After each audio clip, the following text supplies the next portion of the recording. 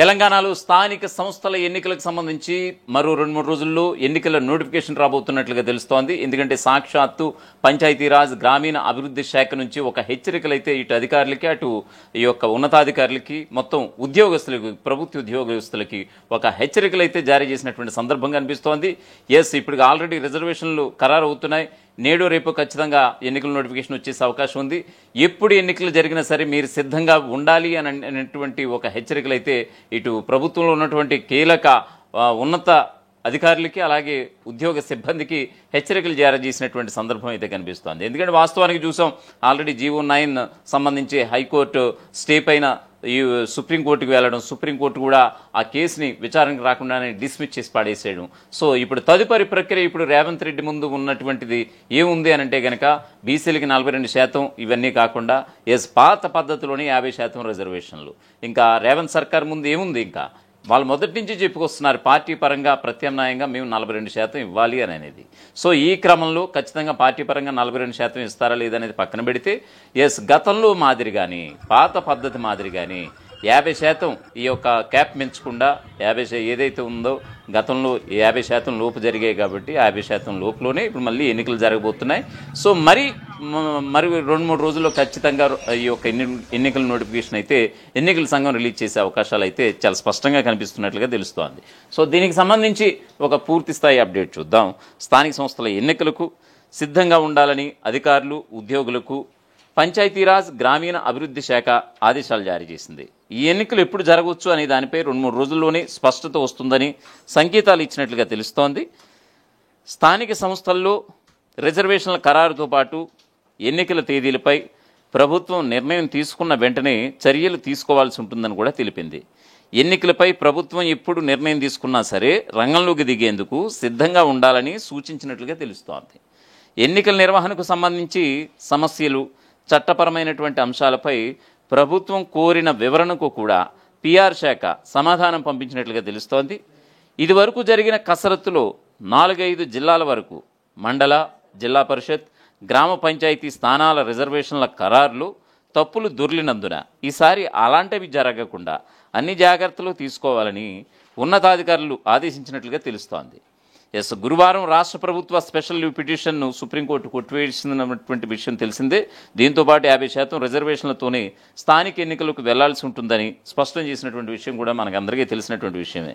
2 వారాల్లోగా స్థానిక ఎన్నికల నిర్వహణ తేదీలను తెలియజేయాలంటూ ప్రభుత్వాన్ని, రాష్ట్ర ఎన్నికల కమిషన్లను తాజాగా శుక్రవారం హైకోర్టు కూడా ఆదేశించింది. సో ఈ క్రమంలో ఈ నేపథ్యంలో ఈ ఎన్నికలు ఎప్పుడు ఉంటాయో ఇంకా స్పష్టత రాలేదు అనేటువంటి ఉద్దేశంతోనే అధికారులు అలసత్వం చూపొద్దని పిఆర్ఆర్డి శాఖ సూచించినటువంటి సందర్భం అయితే కనిపిస్తోంది. ఇక జెడ్పీకి సంబంధించినటువంటి జిల్లా పరిషత్కి సంబంధించినటువంటి సీఈఓలు కావచ్చు, డిఆర్డీఓలు కావచ్చు, డిపిఓలు కావచ్చు, ఇలా తదితరులతో నిర్వహించినటువంటి వీడియో కాన్ఫరెన్స్ కూడా వివిధ అంశాలపై పిఆర్ఆర్డి డైరెక్టర్ స్పష్టతనిచ్చినట్లుగా సమాచారం. రాష్ట్ర ప్రభుత్వం నుంచి ఆదేశాలు అందిన వెంటనే మళ్లీ రిజర్వేషన్ల ఖరారు చేసేందుకు చర్యలు చేపట్టాలని సూచించినట్లుగా తెలుస్తోంది. హైకోర్టు ఆదేశాలతో ఇటు స్టేట్ ఎలక్షన్ కమిషన్ కూడా ఏర్పాట్లు చేసుకోవడంలో నిమగ్నమైనట్లుగా తెలుస్తోంది.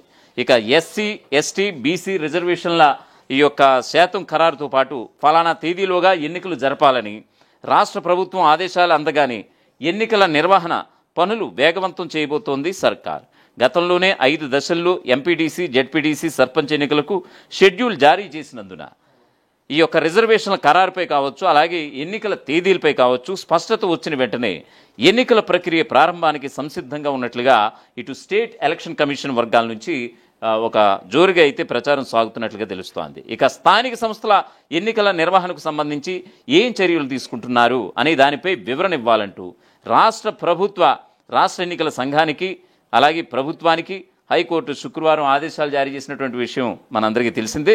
ఇక బీసీల రిజర్వేషన్ల జీవోపై హైకోర్టు స్టే ఇవ్వగా దానిపై ప్రభుత్వం దాఖలు చేసినటువంటి ఎస్ఎల్పిని అంటే స్పెషల్ లీవ్ పిటిషన్ని సుప్రీంకోర్టు అసలు విచారణకి తీసుకోకుండానే డిస్మిస్ చేసినటువంటి సందర్భం మనందరికీ తెలిసిందే. సో ఈ క్రమంలో పాత రిజర్వేషన్లని మాదిరిగానే అంటే కొత్తగా ఇప్పుడు ఏదైతే ఈ బీసీలకు 42%తో చూసుకుంటే ఒకవేళ అదే కనుక అమలై ఉంటే కనుక సుమారుగా 69% స్టేట్లో రిజర్వేషన్లు ఖరారయ్యే అవసరం ఉండేది. సో ఎప్పుడైతే స్పెషల్ లీవ్ పిటిషన్ కొట్టివేసిందో సుప్రీంకోర్టు, ఇప్పుడు పాత పద్ధతిలోనే స్థానిక సంస్థల ఎన్నికలు జరగబోతున్నాయి అనేటువంటిది ఇప్పుడు ఖచ్చితంగా తేలిపోయినటువంటి ఒక అంశంగా చెప్పొచ్చు. ఈ నేపథ్యంలో ఏ నిర్ణయం తీసుకున్నారో చెప్పాలని హైకోర్టు కూడా కోరింది. అయితే ఎన్నికల నిర్వహణకు సంబంధించినటువంటి వివరాలు సమర్పించడానికి గడువు కావాలని ప్రభుత్వం అలాగే ఎన్నికల సంఘం కోరడంతో తదుపరి విచారణను నవంబర్ 3వ తేదీకి వాయిదా వేసింది హైకోర్టు. ఇక స్థానిక సంస్థల ఎన్నికల ప్రక్రియను సస్పెండ్ చేస్తూ ఈ నెల 9న ఎన్నికల సంఘం జారీ చేసినటువంటి ప్రొసీడింగ్స్ను సవాల్ చేస్తూ అడ్వకేట్ సురేందర్ హైకోర్టులో పిటిషన్ కూడా దాఖలు చేశారు. దీనిపై చీఫ్ జస్టిస్ ముహియుద్దీన్తో కూడినటువంటి ధర్మాసనం శుక్రవారం విచారణ చేపట్టింది. పిటిషనర్ తరపు అడ్వకేట్ వాదిస్తూ బీసీలకు 42% రిజర్వేషన్లు కల్పిస్తూ జారీ చేసినటువంటి జీవోపై మాత్రమే హైకోర్టు స్టే మంజూరు చేసిందని, ఎన్నికల ప్రక్రియను మాత్రం కొనసాగించవచ్చునని పేర్కొన్నారు. అయితే రాష్ట్ర ఎన్నికల సంఘం ఎన్నికల ప్రక్రియను నిలిపివేసిందని, బీసీలకు కేటాయించినటువంటి అదనపు సీట్లను ఓపెన్ కేటగిరీకి కేటాయించి ఎన్నికలు నిర్వహించేలా ఆదేశాలు జారీ చేయాలని కూడా అభ్యర్థించారు. సో రాష్ట్ర ఎన్నికల సంఘం తరపున సీనియర్ అడ్వకేట్ విద్యాసాగర్ వాదిస్తూ రాష్ట్ర ప్రభుత్వం దాఖలు చేసినటువంటి స్పెషల్ లీవ్ పిటిషన్ని సుప్రీంకోర్టు కొట్టివేసిన వెంటనే ప్రభుత్వానికి రాష్ట్ర ఎన్నికల సంఘం లేఖ రాసిందని కూడా గుర్తు చేశారు. ఇక బీసీలకు 42% రిజర్వేషన్ల అమలుపై స్టే ఉన్నందున ఎన్నికలు నిర్వహించాలంటే స్థానిక సంస్థల్లో రిజర్వేషన్లో మార్పులు చేర్పులు చేయాల్సి ఉంటుందని, ఈ ప్రక్రియను ప్రభుత్వం నిర్వహించాల్సి ఉంటుందని కూడా అన్నారు. అందుకే ప్రభుత్వ నిర్ణయం కోసం ఎదురు చూస్తున్నామని కూడా చెప్పుకొచ్చారు. దీంతో విచారణను బెంచ్ వచ్చే నెలకు వాయిదా వేసింది. అసలైన తొలి వెలుగు. ఫాలో వాట్సాప్ @తొలి వెలుగు అఫీషియల్.